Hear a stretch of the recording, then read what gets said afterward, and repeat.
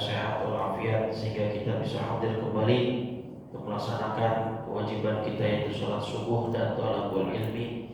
Mudah-mudahan semuanya diterima oleh Allah Subhanahu wa taala.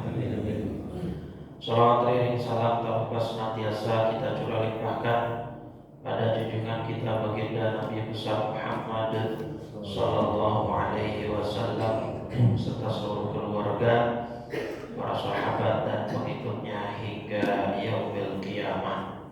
Mudah-mudahan kita semua yang hadir mendapat syafaat dari baginda Rasulullah sallallahu alaihi wasallam. Amin ya rabbal alamin.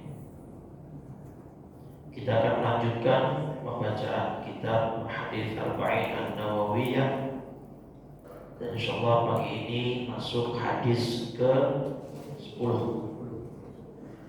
Bismillahirrahmanirrahim. Qala Syekhul Mu'allif rahimahullahu ta'ala wa adaman naf'a bihi wa bi barakati ulumihi wa bikum fid dharain amin. Radhiyallahu ta'ala anna wa ankum. Ila qal an Abi Hurairah radhiyallahu anhu qala Rasulullah sallallahu alaihi wasallam inna Allah ta'ala tayyibun la yaqbalu illa tayyiban wa inna Allah amaral mu'minina bima amara bihil mursalin. Faqala ta'ala bismillahirrahmanirrahim ya ayyuhar rusulu kulu minat thayyibati wa'malu shalihan.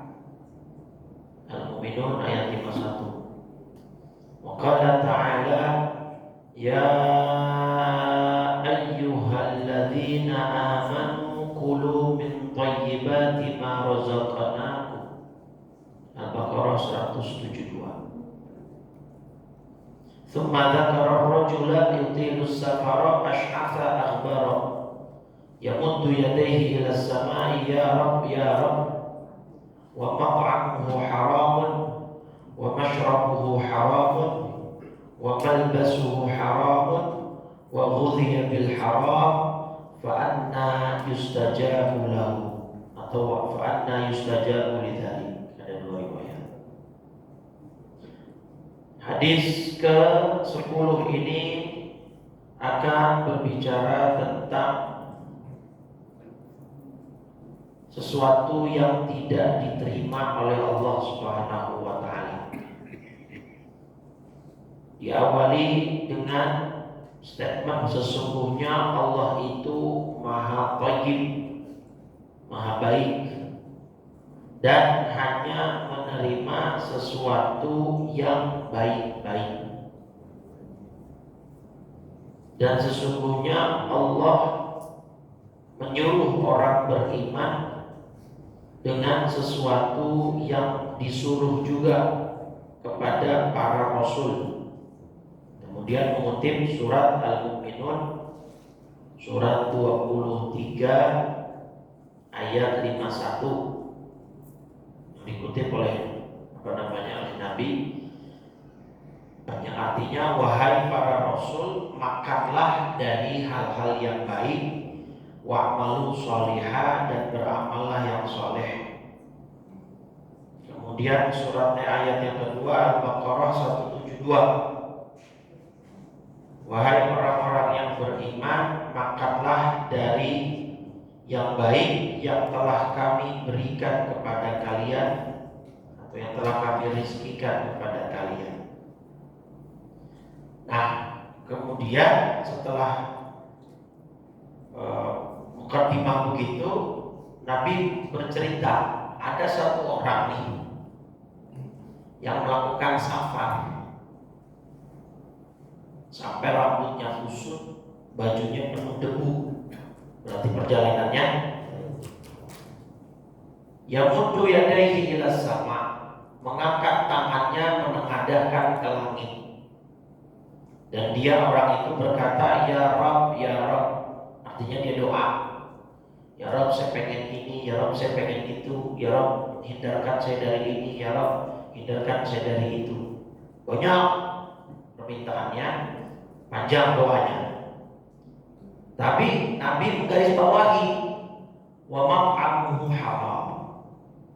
Makanannya haram.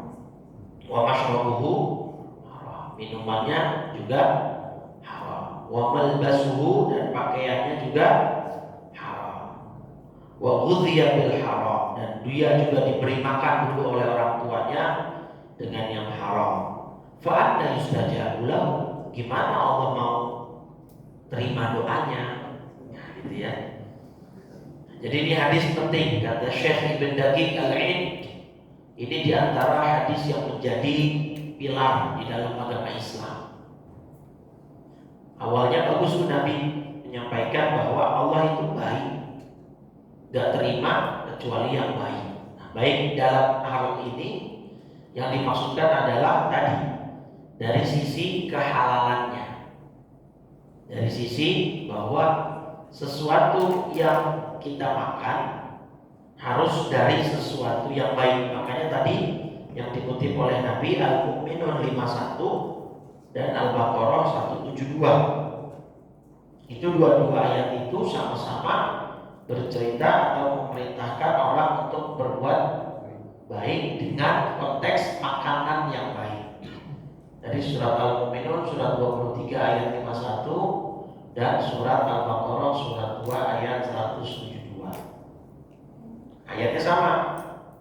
Intinya makanlah yang baik, dalam konteks hal ini adalah yang halal. Bisa juga memang thayyib di situ diartikan baik secara medis. Artinya makan jangan makanan yang bisa membuat mudarat, membuat sakit, ya. Bisa diartikan ke sana thayyib. Thayyib itu artinya ya secara harfiah baik, Pak. Bagus. Cuma bukan Bang Thayyib ya. Bang Thayyib jadi nama, tapi memang itu daripada asmanya Allah Thayyib, Pak. Jadi sesungguhnya Allah baik, tidak menerima kecuali yang baik. Dalam hal ini yang dimaksudkan adalah halal. Ada satu ilustrasi bagus, Pak, dari Imam Ghazali.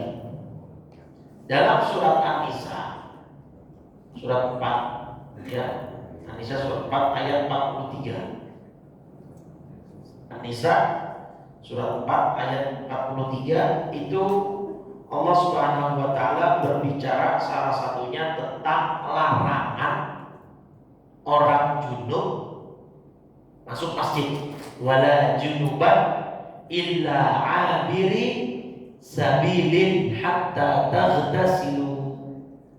Janganlah orang yang junub masuk ke dalam masjid kecuali hanya lewat saja sebelum mereka mandi. Junub itu berarti hadas apa, Pak? Janabah. Janabah hadas kecil apa hadas besar?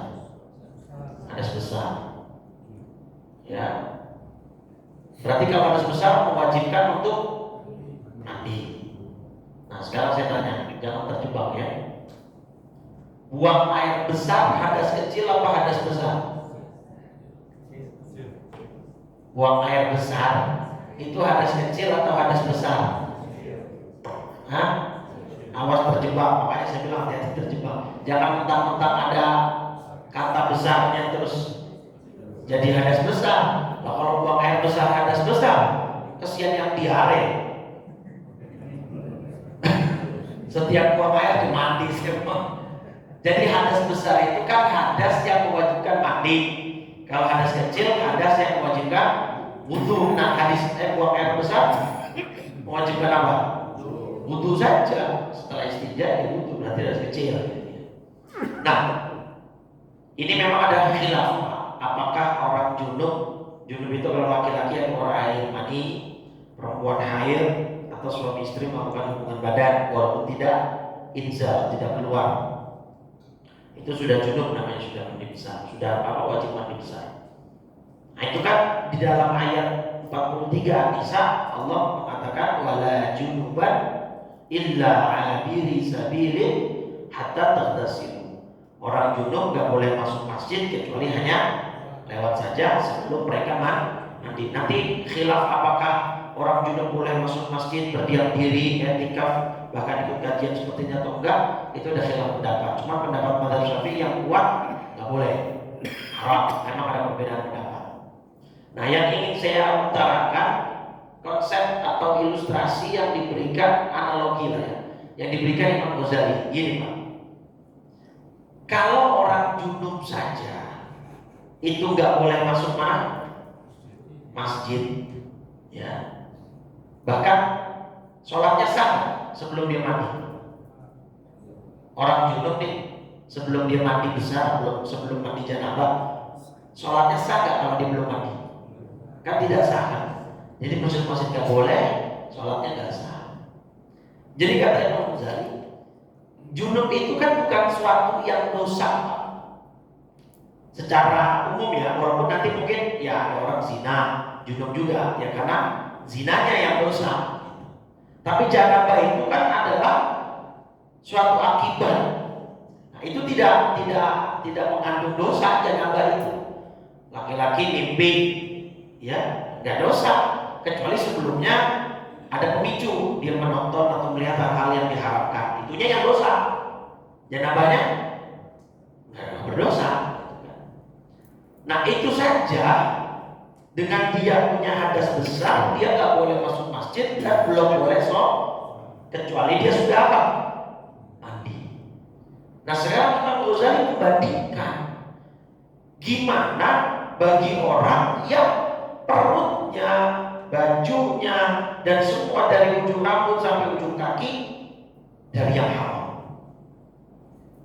Makanya dari sini gimana Allah mau terima doanya?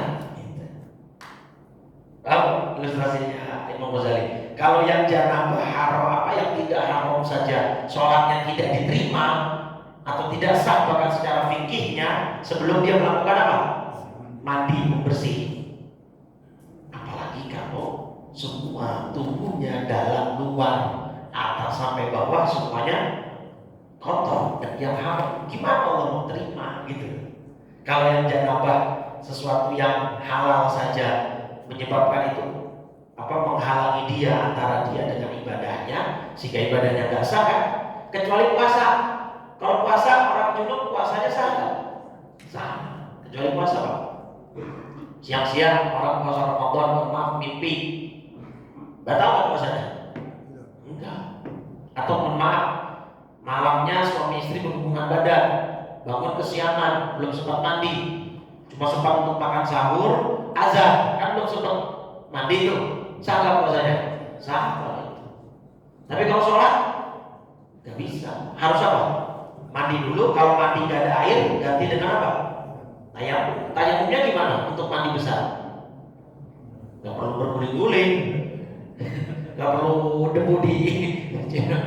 Itu kan sempat kejadian zaman Nabi itu ya, ada sahabat berguling-guling di atas pasir. Ditanya, "Mahlak, kenapa kamu?" "Ajidat tuh, ya saya melakukan junabah, memiliki junub janabah ya Rasulullah. Saya mandi nih." Gak usah begitu. Tayamumnya tetap seperti tayamum saat untuk menggantikan wudhu, hanya wajah dan tangan saja sudah cukup. Gitu. Cuma nanti kalau sudah ada air ya tinggal diganti lagi. Nah jadi ini yang perlu diperhatikan. Kemudian Nabi menyebutkan orang yang ada melakukan perjalanan. Nah, dalam kitab Fathul Mubin, Ibnu Hajar memberikan semacam isyarat, kata Imam Ibnu Hajar, berarti ini menguatkan hadis Pak, bahwa ada 3 golongan yang doanya tidak tertolak. Salah satunya musafir. Salah satunya musafir. Jadi kan gini Pak, di sini kan gini ya. Nabi bilang ada orang melakukan safar, dia doa banyak, permintaannya banyak, sampai ngangkat-ngangkat tangan ke atas langit, kemudian tapi semuanya haram, dalam perutnya haram, di luarnya haram, atas sampai bawah haram semua. Gimana Allah mau kabulin? Nah berarti sekuat-kuatnya doa musafir, kan ini sudah janji dari Allah kan Pak, janji dari Nabi kan, 3 doa yang tidak tertolak: musafir, dakwatul mazlum, orang yang dizalimi, dan juga orang yang sakit. Ada riwayat yang lain diganti dengan orang yang dizalimi, orang yang musafir, dan orang tua. Ada lagi nanti banyak riwayat. Pokoknya musafir sama mazlum itu nggak tergantikan tuh Pak dalam banyak riwayat. Berarti kan doa musafir ini sangat kuat. Tetapi di hadis ini Nabi ingin menegaskan, ini hadis Muslim ya, nomor 65. Hadis yang kita sedang bahas, ini hadis riwayat Imam Muslim nomor hadis 65. Nah, Nabi ingin menegaskan sekuat-kuatnya status doa musafir itu akan tetap terhalang dengan sesuatu yang apa? Yang haram. Itu. Padahal kan jaminannya kata Nabi tadi pasti dia baik. Pasti dikabulin gitu kan. Musafir itu, tapi konteksnya safar itu safar yang apa Pak? Ada istilah dalam fikih begini. Ini kayak lagi kejadian ya, reporter TV One kecelakaan di tol Pemalang, meninggal dunia 3 orang ya. Ditabrak dari belakang Pak ya. Itu kalau kita pikir ya, Allah itu kalau ingin mencabut nyawa seseorang Pak, hayya asbabahu kata Nabi, akan mempersiapkan sebabnya. Itu saya nonton wartawan yang selamatnya yang perempuan yang duduk di tengah itu minggir katanya lagi pengen ngelap kaca, katanya kacanya kotor berembun dan wipernya rusak. Yang perlu dipertanyakan yang kalau saya lihat itu kan mobil Avanza tipe baru ya, kok wipernya sudah bisa rusak. Nah, itulah sebab yang Allah berikan gitu, sehingga dia menepi di bahu jalan jam 6:30 pagi setelah sholat subuh. Dari belakang mungkin truknya itu ya mungkin truk lintas provinsi, jadi mungkin pagi-pagi itu kan rawan Pak, jam 6:30 rawan ngatur luar biasa. 3 orang meninggal. Nah, musafir yang doanya mustajab itu safar yang mubah, safarul mubah. Nah, safarul mubah itu apa? Safar yang tidak bertentangan dengan syariat, artinya yang diperbolehkan. Sama nanti kaitannya dengan rukhsah, keringanan safar Pak. Sholat boleh diapain kalau dalam safar? Yang 4 boleh dikosor jadi 2, atau digabung 2 waktu jadi 1, namanya jamak. Atau bahkan puasa boleh untuk tidak melaksanakan ketika safar. Tapi itu ada term and conditionnya Pak. Safar yang seperti apa? Safar yang mubah, safar yang tidak mengandung dosa, safar yang tidak mengandung maksiat. Kalau misalnya kamu mau kemana? Mau ke Las Vegas. Las Vegas Amerika ini jauh Pak. Berarti kan udah boleh mau ngapain? Mau ke kasino katanya. Maksiat berarti. Nah, itu gak berlaku Pak.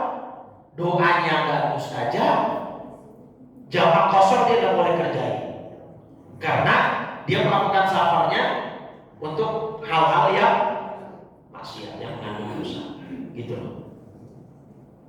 Nah, itu pertama. Jadi yutilus safar, memperpanjang melakukan safar jauh. Ini sebagai isyarat kata Ibnu Hajar bahwa safar ini menjadi salah satu penyebab doa diterima, dikabulkan. Tapi dengan syarat tadi, jangan sampai ada yang haram dan jangan perjalanannya juga mengandung yang haram. Kalau yang seperti reporter TV One, dia ingin mencari nafkah dalam bertugas, bahkan itu bisa berstatus syahid Pak. Kalau dia niatnya itu demi mencari nafkah yang halal, ya kan, untuk menafkahi anak, dan itu bisa syahid Pak. Syahid itu ada 3. Syahid itu ada syahid akhirat, ada syahid dunia dan akhirat, ada syahid dunia saja. Ini statusnya Pak. Ada syahid dunia saja, ada yang akhirat saja, ada yang dunia akhirat. Apa Pak bedanya? Kalau syahid dunia saja, orang-orang di dunia menganggap dia mati syahid. Perang dalam melawan kafir, melawan musuh Islam, mati. Orang menganggap dia mati syahid. Maka kalau mati syahid, konsekuensi di dunia diapain jenazahnya? Gak usah diapa-apain, gak usah dimandiin, gak usah dikafanin, gak usah disolatin, bahkan cukup diapain? Tapi ternyata di akhirat dia gak dapat pahala syahid. Kenapa? Karena niatnya bukan karena Allah. Seperti hadis Muslim yang pernah kita singgung, ada 3 golongan yang pertama kali masuk neraka. Salah satunya adalah rajulun ustusyhida, orang yang dianggap mati syahid. Begitu di akhirat ditanya, fama fa'alta fiha, apa yang kau lakukan di dunia? Qataltu fika, aku berjihad, berperang atas nama engkau ya Rabb. Kadzabta, bohong. Qatalta li'annaka, apa li'ayyuqala annaka jari'un, kamu berperang, berjihad hanya karena ingin dipanggil sebagai pahlawan atau syahid. Fasuhiba ilan nar, dimasukkan ke dalam neraka. Nah, itu namanya syahid dunia. Jadi di dunia orang-orang menganggapnya syahid, tapi di sisi Allah nol besar. Bukan mati syahid tapi mati sangit. Itu syahid dunia saja. Syahid akhirat itu yang seperti orang sedang bekerja mencari nafkah halal, meninggal. Ibu-ibu yang sedang berjuang melahirkan anaknya, itu syahid akhirat.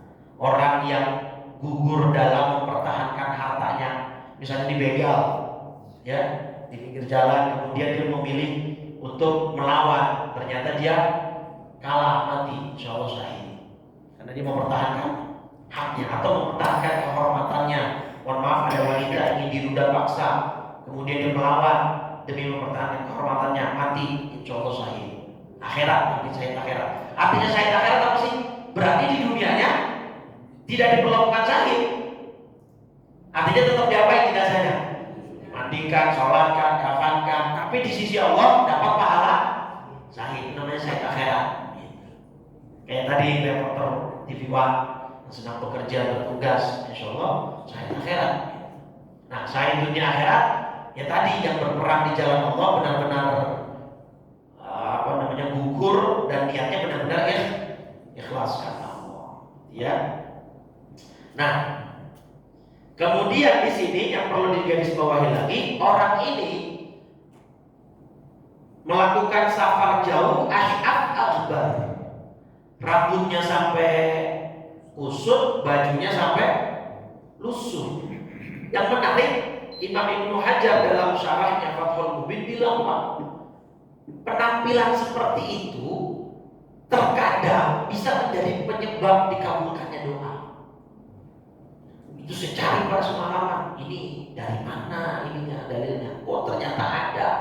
Hadis Tirmidzi nomor 3854. 3854 hadis Tirmidzi.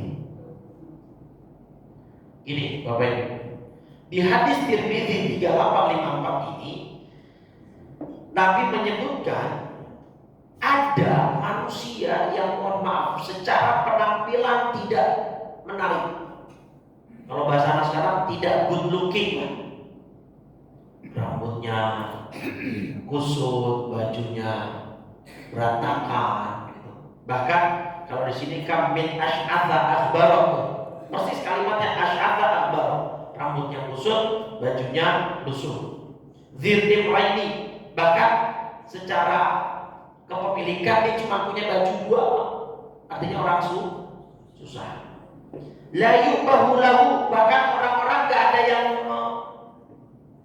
apa ya bahasanya, merekan dia, tidak ada yang, bukan, maksudnya orang ini tuh di tengah-tengah masyarakat gak diperhitungkan, diabaikan. Karena menurut orang-orang ini gak punya semacam kedudukan atau kepentingan di tengah masyarakat, kita berkata kayak orang pinggiran gitu, nggak kaya, nggak punya kedudukan, nggak punya jabatan, nggak punya peran. Tapi kata Nabi, lau aqsama 'ala Allahi la abarrahu, seandainya dia mengangkat kedua tangan, Allah pasti kabulkan doanya. Jadi ada orang-orang semacam itu. Di antaranya yang Nabi sebut minhum Al-Barra bin Malik. Ya, di dalam hadis Tirmidzi ini disebut sama Nabi namanya Al-Barra bin Malik. Nah, ini salah satu di kalangan sahabat Nabi yang secara penampilan, secara fisik itu diremehkan, diabaikan. Sama lah kurang lebih kayak kasusnya siapa? yang dapat derajat kemuliaan karena bakti sama ibu? Uwais Al-Qarni. Uwais Al-Qarni itu dari Yaman, Bapak Ibu. Itu orang gak ada yang nyangka. Sampai akhirnya Nabi mengutus siapa? Abu Bakar dan Umar untuk datang ke Yaman mencari Uwais Al-Qarni, dan bahkan menyuruh Abu Bakar dan Umar untuk meminta doa. Nah, poin di situ, Pak. Abu Bakar sama Umar itu saya tanya, kedudukannya tinggi gak dalam Islam? Mau bahkan sahabat Nabi kok, dua-duanya sampai sekarang makamnya itu ada di samping makam Nabi. Tapi ketika disuruh nyari Uwais Al-Qarni, Nabi memesan kepada Abu Bakar dan Umar radhiyallahu anhum untuk minta doa kepada Uwais Al-Qarni. Seorang yang tidak dipedulikan di masyarakatnya, seorang yang diabaikan di tengah-tengah golongannya, tapi ternyata di sisi Allah memiliki derajat yang tinggi. Ini pelajaran untuk kita selalu husnuzan dan tidak boleh sombong, tidak boleh merendahkan orang lain bagaimanapun penampilannya. Makanya kalau orang kita don't judge the book by its cover. Itu memang dalam Islam begitu ajarannya. Nah di sini kenapa Nabi kemudian kan gini ya Pak ya, hadis ini kan nggak mungkin Nabi ini cerdasnya Fathul Mubin, cerdasnya Ibnu Hajar. Saya senang sekali dengan syarahnya beliau Fathul Mubin. Jadi gini, Nabi menyebutkan beberapa variabel instrumen. Pertama, seseorang melakukan safar. Berarti safarnya sendiri ada kelebihan, yaitu dengan orang safar doanya mustajab. Yang kedua, safarnya ini membuat dia bajunya lusuh, rambutnya kusut. Nah, ternyata dalam khazanah kita keislaman, orang-orang yang berpenampilan begitu seringkali punya kedudukan tinggi gitu di sisi Allah. Ya karena hatinya mungkin yang bersih dan lain sebagainya. Nah, yang ketiga, yamuddu yadaihi ila sama. Instrumen ketiga, tadi pertama gara-gara safarnya, kedua penampilannya yang kusut, yang lusuh. Yang ketiga, dia orang ini mengangkat tangan ke langit. Nah, di sini Pak, kemudian kata Ibnu Hajar ini sebagai isyarat bahwa di antara adab berdoa adalah mengangkat tangan. Mengangkat tangan. Kamu sering lihat ada orang angkat tangan dibolak-balik begini kan? Hah? Ya, jadi itu ada riwayatnya memang Pak. Di sini kata Imam Ibnu Hajar, Nabi sallallahu alaihi wasallam karena inda raf'i, ketika Nabi mengangkat tangan, tarotan yaj'alu butuna yadayhi ila sama, terkadang Nabi mengangkatnya seperti ini, bagian telapak menghadap ke langit, wa tarotan yaj'alu zuhurahuma ilaiha, terkadang Nabi membalik punggung tangan yang menghadap ke langit. Gitu ya. Untuk apa? Yang pertama untuk doa li husulil matlub, untuk untuk mengharapkan pengkabulan doa, harapan. Wasani yang kedua ada doa bi raf'i ma waqa'a bihi minal bala. Ini seperti kayak gestur. Kita kan kalau mengangkat begini. Saya angkat tutup gelas nih. Kan posisi punggung tangan ke atas kan? Gak mungkin saya angkat begini gimana? Cepet begini gak umum. Kita kalau mengangkat kan begini. Nah, maka itu sebagai sebuah simbol atau gestur untuk raf'i ma waqa'a bihi minal bala, untuk mengangkat sesuatu yang terjadi dari musibah, bala, ujian. Makanya biasanya doa yang begini itu saat redaksi kalimat doanya menyinggung soal bala, musibah, supaya terangkan. Ya, jadi memang ada riwayatnya. Bahkan ya ada kalanya orang kalau kunut, ada orang yang kalau kunut tangannya gimana? Yaitu berarti ketika membaca Allahumma anfa' warfa'annal ghala wal bala wal waba, itu kan artinya Allahumma anfa', ya Allah tolaklah, warfa' dan angkatlah dari kami dan keluarga kami, dari lingkungan kami semua musibah, semua bala. Nah, berarti dia sedang membaca redaksi yang memang ada kaitannya dengan musibah, maka dia membalik kedua tangannya. Jadi memang ada riwayatnya Pak. Ini saya bacakan lagi.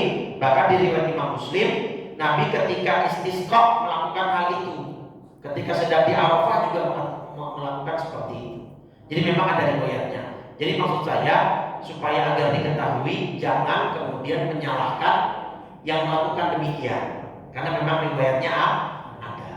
Tapi sebagian ulama bilang ya nggak perlu diulang-balik, begini saja sudah cukup. Yang penting Allah tahu yang kita minta ya supaya balanya diangkat, musibahnya diangkat. Tapi ya gimana pun riwayatnya ada. Bahkan riwayat Imam Muslim sahih bahwa Nabi melakukan hal seperti ini. Bahkan Nabi terkadang begini Pak, ketika doa. Jadi posisi punggung tangan menghadap ke wajah, posisi butunil yadaihi, dan kedua telapak tangannya itu menghadap ke kiblat. Itu sekarang gestur lagi Pak. Kita kalau menolak sesuatu yang akan datang ke kita dari yang berbentuk ancaman, kita kan melindungi diri kan? Ya, defensif. Nah, kayak gitu. Jadi memang ada riwayat-riwayat Nabi melakukan hal-hal semacam itu. Oke. Jadi di antara adab berdoa adalah mengangkat tangan. Nah, filosofinya Pak, ini bagusnya Imam Ibnu Hajar. Kenapa sih ngangkat tangan Pak? Kalau dalam sholat itu mengangkat tangan sunnahnya di berapa tempat? Ya, mengangkat tangan ketika takbir itu ada berapa tempat yang disunahkan? Ya coba ada berapa tempat? Ayo, yang bisa jawab saya keluarin dompet. Sepeda ada di tempat dari sepeda Pak. Empat tempat. Takbiratul ihram 1. Kemudian ketika mau ruku 2. Ketika bangun dari ruku pas i'tidal 3. Pas yang keempat satu lagi. Bangun dari tahiyat awal. Selebihnya enggak sunnah mengangkat tangan. Ingat-ingat ya.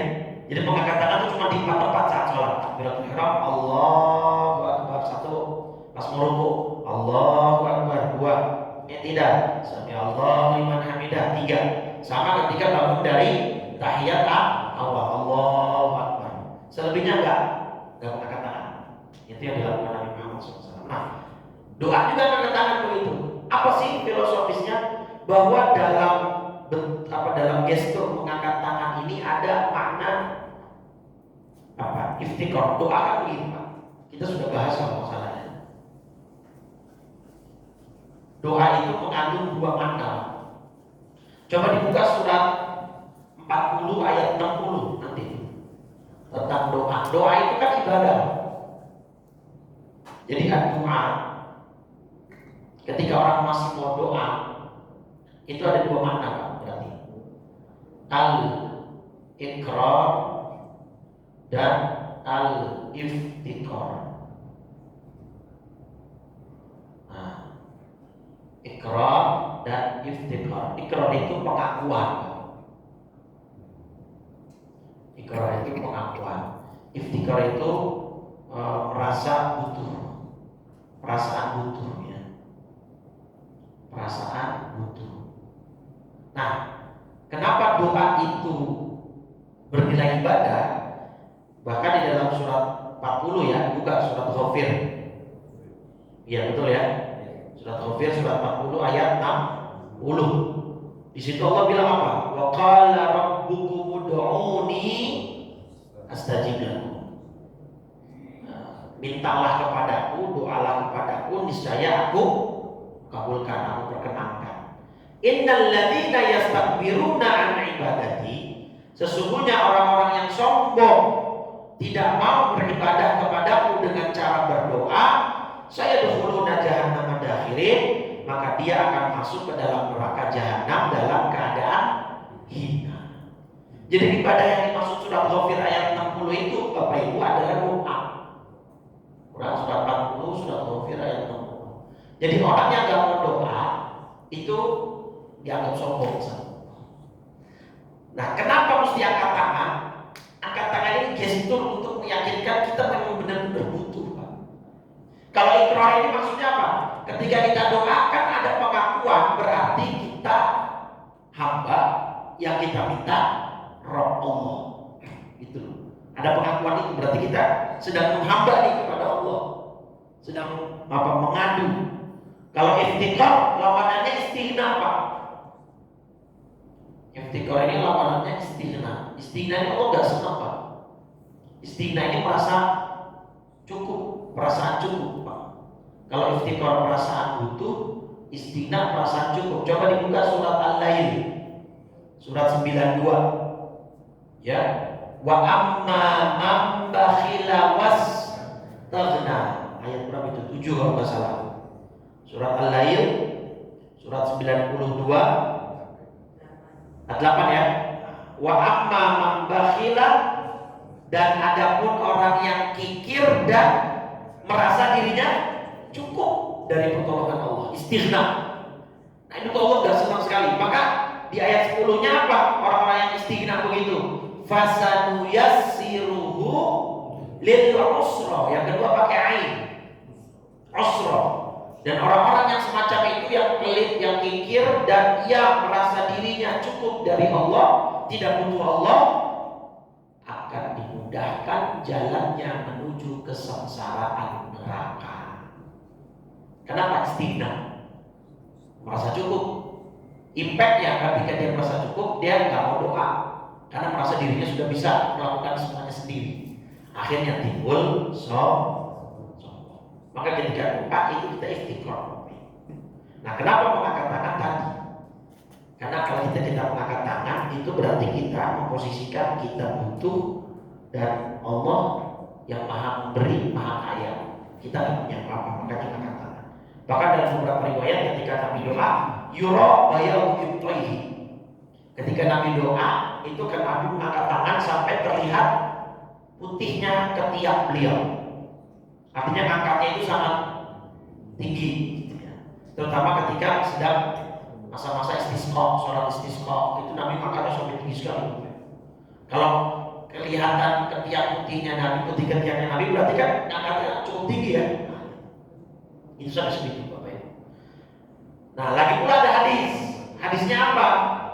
Bahwa Allah itu suka ketika ada orang mengangkat tangan, tapi Allah tidak kabulkan doanya. Jadi ya setelahnya hadis riwayat Abu Dawud, Ahmad, Tirmidzi dan Ibnu Majah. Hadisnya sahih. Inna Allah Ta'ala hayyun karim. Allah itu sesungguhnya maha hidup dan maha mulia. Yastahi, Allah suka, Allah malu min abdihi, kepada hambanya, ayyafa ilaihi kafaihi, ketika dia mengangkat kedua belah tangannya, tsumma yarduhu masifran. Ketika dia mengangkat kedua tangannya, Allah tidak memberikan apa-apa, Allah tahu. Makanya ini jadi sebuah isyarat juga dari Allah. Kalau ada orang minta, kalau misalkan Bapak Ibu nggak mau ngasih, ya jangan nggak ngasih sama sekali. Karena Allah nggak pernah mau ketika ada orang minta terus nggak dikasih sama sekali, itu Allah malu kalau begitu. Makanya coba buka surat Az-Zariyat ayat 19. Surat Az-Zariyat surat 51 ayat 19. Apa di situ bunyinya? Di dalam harta kita ada hak siapa? Orang miskin yang minta dan orang miskin yang tidak minta. Karena nggak semua orang miskin itu berani minta. Kadang-kadang ada orang yang butuh tapi dia masih punya rasa apa? Malu, sungkan, ya kan, merasa tahu diri, gitu ya. Sehingga dia nggak mau. Ini ada hadis menarik, Pak. Masih ceritain ya? Ini tentang Nabi Muhammad SAW. Biar kita belajar tentang bagaimana baiknya Nabi Muhammad SAW. Ini kisahnya tentang Abu Hurairah. Abu Hurairah itu apa? Siapa Abu Hurairah ini? Sahabat Nabi yang paling banyak meriwayatkan hadis. Kenapa paling banyak meriwayatkan hadis? Karena beliau homeless plus jobless. Jadi Abu Hurairah itu gak punya rumah dan gak punya kerjaan. Jadinya tinggalnya di pelataran Masjid Nabawi, dan jadi karena beliau jobless akhirnya kemana-mana bisa ikut Nabi. Jadi bukan suatu yang hina di dalam diri Abu Hurairah, justru ini berkah. Karena ya beliaulah yang akhirnya merekam kegiatan dan kehidupan Nabi kan gitu. Nah, ini hadis Bukhari 6452 Pak. Hadis Bukhari 6452 nomornya. Jadi saya singkat hadisnya panjang Pak. Ini belajar berbuat baik seperti Allah. Tadi kata Nabi ketika ada orang angkat tangan, Allah nggak mau mengecewakan orang itu, nggak mungkin nggak dikasih gitu loh. Abu Hurairah sudah kelaparan Pak ceritanya. Inni kuntu la'atamidu bikabidi 'alal ardi minal ju'. Saya itu sampai tiduran di pinggir jalan karena saking menahan lapar. Ini Pak Abu Hurairah. Karena ada punya pekerjaan gitu. Kemudian laqad qa'adtu yawman 'ala tariqin. Saya sengaja itu tidurannya apa kalau misalnya Betawi gelesoran. Duduk-duduk lele gitu, tapi karena lapar, lemes, nggak bisa ngapa-ngapain. Tapi sengaja saya pilih posisi pinggir jalan, yang sekira orang banyak lalu lalang lewat. Harapannya apa? Ada yang ngasih, karena beliau mau minta. Malu. Nah tadi Pak, surat Al-Dariyat 19 tadi ada di dalam harta kita hak orang miskin yang meminta dan yang tidak meminta. Nah kemudian lewatlah Abu Bakar Pak. Abu Hurairah, famarra Abu Bakar lewat, fasa'altuhu an ayatin min kitabillah. Saya ngajak ngobrol dia, pura-pura tanya tentang ayat Quran. Padahal tujuan dia bertanya ke Abu Bakar supaya apa? Supaya dia mungkin, ya namanya orang kelaparan, mungkin kan kelihatan dari mukanya apa? Lemas, pucat gitu. Pokoknya kalau bahasa anak mudanya, Abu Hurairah melakukan itu cuma sepik-sepik Pak. Pura-pura, modus supaya Abu Bakar peka, harapannya dikasihlah Abu Hurairah makanan atau uang gitu ya. Ternyata enggak. Famarro malam yaf'al. Abu Bakar lewat aja begitu. Yang kedua Umar Pak. Dari kejauhan, wah Umar nih. Nanya lagi pura-pura. Wa mas'aluhu illa liyushba'ani. Padahal saya nanya cuma pengen supaya perut saya kenyang. Barangkali dikasih makanan atau dikasih uang. Enggak juga. Jadi Abu Bakar lewat, siapa apa? Umar lewat juga. Nah, siapa? Famar Rabi Abdul Qasim Sallallahu Alaihi Wasallam. Yang ketiga lewatlah Rasulullah Sallallahu Alaihi Wasallam.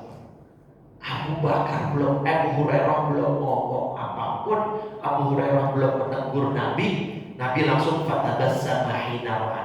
Nabi langsung senyum, seakan mengerti apa yang menjadi harapan dan tujuannya Abu Hurairah duduk di pinggir jalan. Ya Bahir ilham, sini ikut saya ke rumah. Nah di rumah Nabi ada semangkok susu Pak, yang mungkin kecil lah secangkir kalau kita. Yang kalau secara logika untuk supaya bisa kenyang mentok 2 orang lah yang minum. Nabi nyuruh Abu Hurairah, ya Bahir ilham ila ahli suffah fad'uhum li. Tolong panggilin teman-teman kamu ashabus sufah yang ada di Masjid Nabawi. Ajak mereka ke sini untuk kita minum bersama. Ashabus sufah itu Pak, 70-an orang. Ashabus sufah itu sebutan untuk orang-orang yang tinggal di Masjid Nabawi. Itu 70 orang. Dalam hati Abu Hurairah, lah kan saya yang lapar ya. Kenapa suruh manggil 70 orang nih? Ya kalau logikanya kalau satu mangkok kecil dibagi 70 kan nggak akan kenyang Pak, mungkin nggak kebagian. Tapi karena Nabi yang nyuruh Pak, subhanallah, qad rawiyal qaumu kulluhum. Semua 70-an orang ashabus sufah minum sampai kenyang. Begitu dilihat oleh Nabi masih ada. Kemudian minum, syaribtu anak, saya minum kata Abu Hurairah. Hatta ma'ajidu lahu maslakan, sampai perut saya penuh, saya nggak ada celah lagi. Baru Nabi minum sisanya. Baru setelah itu habis. Jadi di antara mukjizat Nabi dua, bayangin 70 orang minum dari satu cangkir itu, minum semua, bahkan sekedar minum. Minumnya sampai apa? Nah yang ingin saya garis bawahi kepekaan Nabi Pak.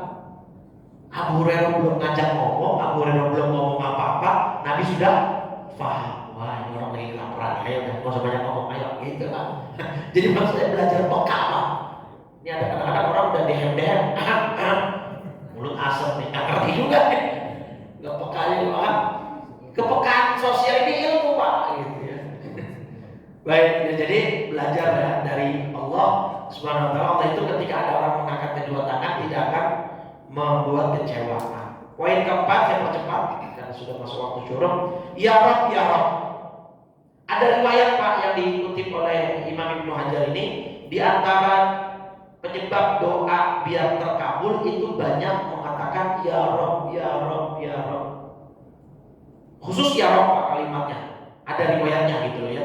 Jadi dengan kata ya Rob, ya Rob, ya Rob, bahkan di sini sekitar mungkin 7 kali atau 10 kali Bapak baca gitu ya, itu insya Allah doanya lebih dikabulkan dengan redaksi ya Rob, ya Rob. Kalau kita biasanya Allahumma ya, Allahumma. Di sini idza qala al-'abdu ya Rob arba'an, ketika ada orang berdoa mengucap ya Rob 4 kali, maka Allah akan berfirman labbaik 'abdi, ya hambaku, kau memanggil-manggilku, sal, mintalah, tu'tir, kamu akan diberikan permintaan. Ini riwayat Imam Al-Haythami dalam kitab Majma'uz Zawaid. Jadi memang redaksi ya Rob, biasanya tuh ada ulama yang ya Rob banyak ya Robnya, karena memang ada redaksi secara khusus meminta Allah dengan memanggil-manggilnya dengan perkara dengan sebutan ya Rob, ya Rob.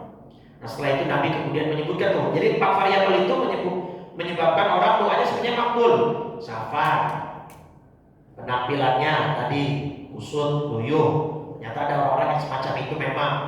Kemudian ketiga, variabel ketiga mengangkat tangan. Allah tidak mungkin ketika ada orang mengangkat tangan tidak diberi apa-apa.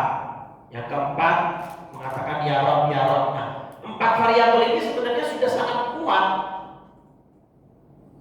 untuk supaya Allah mengabulkan doa orang ini. Tapi sayangnya tadi makamu haram, makanannya dari yang haram, minumannya haram, pakaiannya haram, ghudhiya bil haram, diberi makan dari haram. Bagaimana Allah mau mengabulkan doanya tersebut? Nah, jadi makanya ini menjadi perhatian kita bersama untuk tidak meremehkan apa yang masuk ke dalam mulut kita, anak kita dan keluarga kita, agar supaya setiap doa kita dan ibadah kita diterima oleh tadi ilustrasi dari Imam Ghazali. Kalau yang janabah saja gak diterima sholatnya sebelum dia mandi, bagaimana kalau yang semuanya isinya dari yang haram? Bagaimana Allah mau menerima ibadahnya dan doanya sebelum dia melakukan istighfar dan bertaubat? Gitu ya, karena setiap daging yang tumbuh dari yang haram, maka neraka yang lebih pantas untuk dirinya. Baik, itu riwayat hadis Muslim nomor 65 di bab zakat. Ustaz, Ya, silakan Pak. kalau tidak salah bulan lalu Ustaz bicara juga mengenai orang yang datang mengatakan pada Nabi Rasulullah bahwa dia akan memberikan makanan pada sejumlah orang, tapi makanan. Tapi Rasulullah mengatakan kemudian memanggil semua orang. Oh iya, perang pendak betul. Ya. Ustaz mengatakan Rasulullah meludahi makanan itu. Nah, di sini kata meludahi, apa itu bukan salah terjemahan atau gimana? Soal kata meludahi itu kan konotasinya jorok. Jorok ya. Apa bukan di situ sebenarnya Rasulullah berdoa di depan makanan itu, bukan yang meludahi? Ya, baik. Redaksinya itu Pak di dalam hadis Bukhari nomor 4102. Kalimatnya itu jelas fabasaqa fihi wa baraka. Memang konotasi kalimat meludah untuk semua orang itu adalah konotasi negatif, jelek dan jorok. Tetapi khusus untuk Nabi, itu semua yang ada pada diri Nabi, tidak ada yang jorok, tidak ada yang buruk, tidak ada yang menjijikan. Bahkan kemarin saya sebutkan juga di hadis Bukhari juga, sahabat itu memperebutkan ludah Nabi untuk apa? Mereka balurkan ke wajah dan kulit mereka.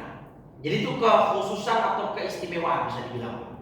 Jadi semua yang melekat pada diri Nabi, termasuk hal-hal yang bagi kita itu jorok, bagi manusia biasa itu menjijikan, itu dari diri Nabi dikecualikan. Ya, jadi ludah, keringat, bahkan saya bahaskan di dalam Muslim bahwa keringat Nabi sama Ummu Sulaim ibunya Anas bin Malik dijadikan apa? Minyak wangi. Kalau kita kan keringat kita kan maksudnya nggak mungkin jadi minyak wangi, nggak mungkin boro-boro jadi minyak wangi, bahkan bertentangan dengan minyak wangi gitu kan. Jadi itu keistimewaan Pak, kekhususan. Jadi bukan salah terjemah, kalimatnya begitu. Fabasaqa fihi, bahkan yang tadi dibalurkan oleh sahabat kepada tubuhnya itu bukan basaqa, bahasanya tanah khoma. Kalau tanah khoma itu ludah bahkan yang dari dalam Pak. Apa namanya kalau kita? Reak. Tapi kalau untuk makanan enggak, bukan reak. Bahasa redaksi hadisnya nomor 4102 itu fabasaqa. Kalau basaqa itu ludah yang dari mulut luar saja, mulut apa namanya atas. Nah itu tidak menjadi salah terjemah dan memang begitu redaksinya. Ini kalau kata ulama dari kekhususan atau keistimewaan Nabi kita Muhammad Shallallahu Alaihi Wasallam. Jadi kalau kita nanti penasaran, Bapak penasaran, mudah-mudahan kita di surga ketemu Nabi. Jadi kita bisa memahami itu, oh ternyata memang betul ya. Hadis-hadis semacam itu sahabat sampai memperebutkan ludahnya, memperebutkan air bekas wudunya dan lain sebagainya. Jadi itu memang menjadi sebuah keistimewaan Nabi Muhammad SAW. Pak ya? Baik ya. Baik Bapak Ibu, ada lagi? Cukup ya, mudah-mudahan bermanfaat. Mari kita perhatikan semua yang ada di dalam tubuh kita, yang masuk ke dalam tubuh kita, anak istri kita. Mudah-mudahan bisa kita jaga dari yang haram, dari yang tidak baik, sehingga semua ibadah kita diterima, doa kita diperkenankan, dan kita semua mendapatkan ridho dari Allah Subhanahu wa Ta'ala. Amin ya rabbal alamin. Kita tutup dengan 3 kali kalimat tauhid dan doa kafaratul majlis. Afdhalu ma qultuhu ana wan nabiyuna min qabli la ilaha illallah.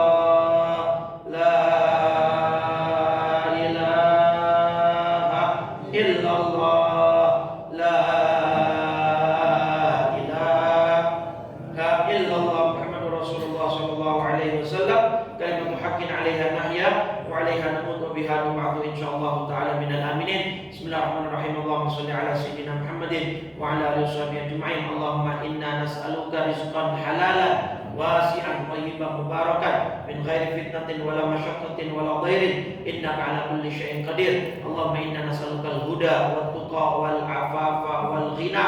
Allahumma ati nufusana taqwaha wa zakkiha anta khairu man zakkaha anta waliyuha wa maulaha birahmatika ya arhamar rahimin. Rabbana la tuzigh qulubana ba'da idh hadaytana wa hab lana min ladunka rahmah innaka antal wahhab ya muqallibal qulub tsabbit qulubana ala dinika wa ta'atik. Rabbana atina fid dunya hasanah fil akhirati hasanah wa qina adzabannar. Sallallahu alaihi sayyidina Muhammadin wa ala alihi wa sahbihi wa sallam walhamdulillahi rabbil alamin. Subhanakallahumma wa bihamdika asyhadu an la ilaha illa anta astaghfiruka wa atubu ilaika. Assalamualaikum warahmatullahi wabarakatuh.